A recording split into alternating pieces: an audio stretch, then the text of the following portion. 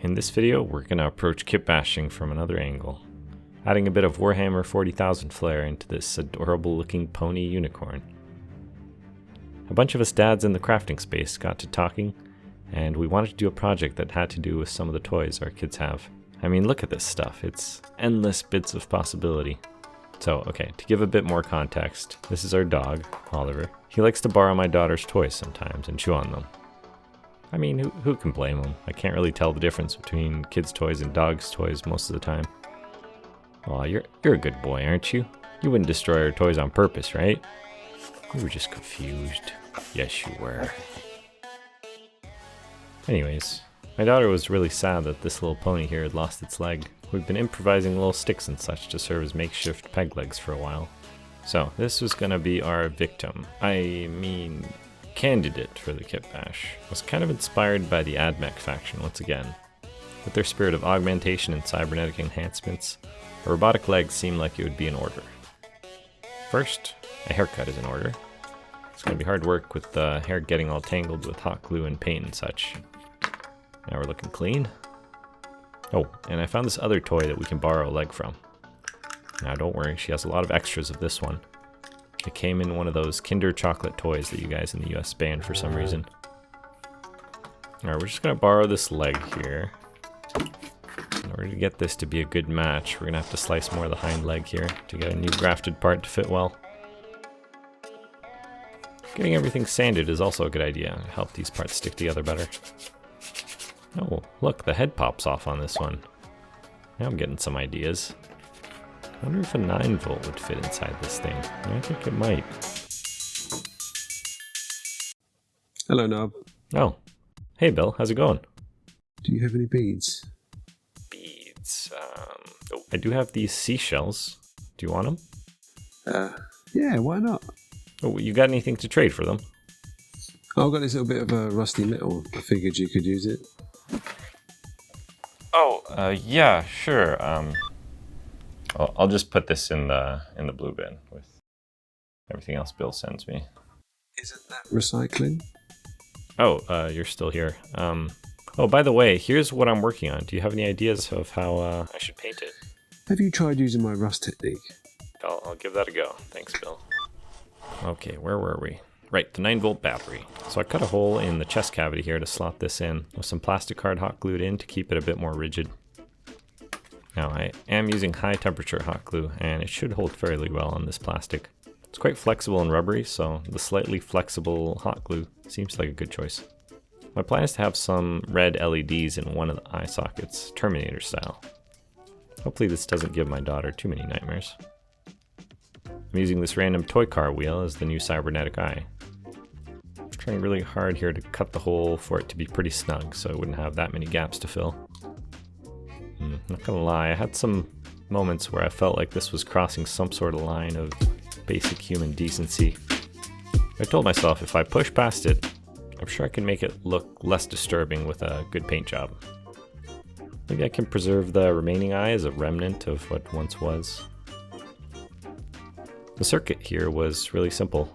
3 LEDs and a resistor connected to a switch and a battery. To do this kind of work, you really only need a soldering iron, some flux, and some solder wire. You coat the things you want soldered together in flux, and then you apply some solder wire, and the flux sucks it all and coats the connection. After testing the connection works and lights turn on, I hot glue them into place. Now to add a small incision for the switch in the neck here. Oh yeah, that's terrifying. And it's time to patch up the hole in the stomach. I didn't really want to go through the trouble of making the battery accessible, so I just hot glued the cover back in. The 9-volt should last quite a while on just these 3 LEDs. And when it runs out, well, I can always just do some more surgery. Now to give this thing a truly mechanized look, I started cutting out craft foam pieces to give it a steel panel or armor plated look. I had 3D designed and printed out this rivet spinner tool after watching some model builders use them at a smaller scale. It's just a round piece with some nails at regular intervals. It does a pretty good job, but I think I'll make another one with a slightly tighter pattern. I also added some other random plastic bits I had lying around here. I think these came from a dollar store or a toy truck. Oh, Remember that dinosaur that donated its leg? Well, the tail looked pretty cool too, so I borrowed that as well. I have some more parts here I can use. Wonder if Dark Matter Workshop started on their project yet. Let me give them a call. Hey, Narp, how you doing, man? Hey, how are you? Do you think Bill will mind if we use 3D printed bits for this build? I get the feeling he's a bit scared of new technology. Nah, screw him. Bill is old.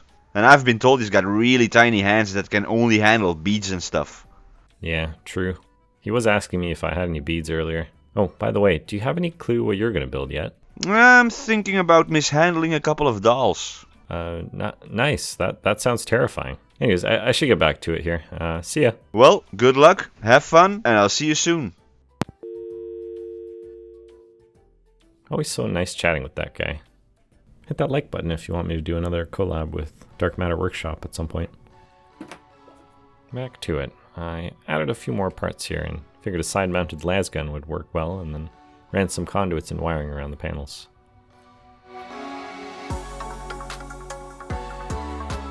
Gotta work on the face some more. The side with the red glowing eye got more craft foam to patch up the holes and give it a more armored and altered look. Craft foam takes detail really well, and I was able to inscribe some panel and ridge lines into the foam itself.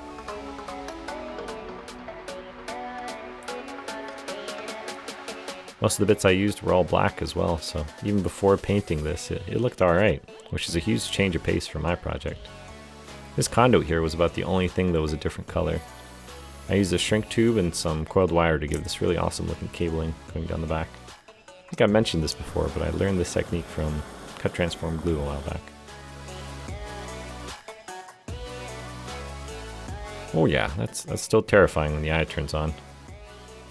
Okay, now to mask off the bits I don't want painted, I said I wanted to keep the original right eye, so I masked that. And also added some blue tack on the robotic eye to keep the LED clear of paint. Tried using this shellac-based primer for a change. Figured it would stick better to the rubbery plastic than regular primer would. Oh, hang on, getting another call here. It's Nick from CC Minis. Oh, hey Nick. Hey Narb, putting together a team. Alright. We're gonna pull off the heist of the century. I'm in. Who's the mark? My boy, he's just turning 1 soon. Boy, that's gonna be a tough one. Gonna need a hell of a distraction. Have you gotten a hold of Bill and Hjert yet? They might have some ideas. Oh, hello? Odd, I think he hung up. Right, back to painting this thing. I'm sure he'll get back to me. After letting the primer dry for some time, I hit the whole thing with a dark wash through the airbrush, and realized I needed some sort of handle to paint this properly. I secured its leg and glued it onto an MDF base. For the color scheme, my main inspiration was actually Cyborg from the Justice League. It's got this dark black body with blue and red highlights, which look pretty sweet. After getting the dark layer down with an airbrush, I switched to a regular brush and gave all the armor panels an even coat. I also picked out some of the details in silver, like the gun, the barrel, and the back tail armor. From there, I added my attempt at some highlights, layered on in areas that should be catching more light. For some weathering, I powdered the feet with a brown dry brush, and then added a very faint orange-red ink to the armor panels, almost as if the red hue was kind of almost reflecting all around the model from the red eye. Now, I did give this toy back to my daughter, as I did promise to fix the leg for her. She was pretty excited and played with the red eye, turning it on and off for a bit. But shortly after, she got bored of it and started playing with a plastic bin. Oh well. Nope, Nick just forwarded me a list of things to prepare for the heist, so I'm going to get my kit ready. If you want to check out more footage of the Cyber Pony, you can click the card here, and also make sure to check out the awesome builds from Bill, Hjert, and Nick, linked down in the description. Bye bye.